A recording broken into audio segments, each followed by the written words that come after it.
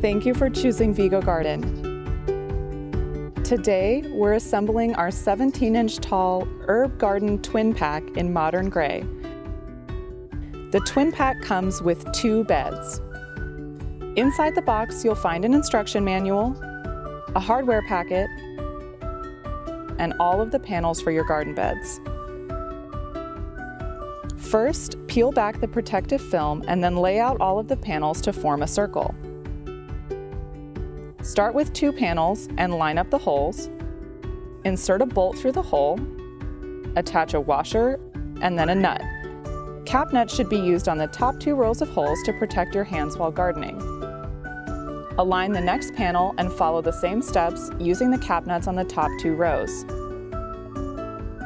Once everything is secured and tightened, press the safety edging along the top lip of the bed.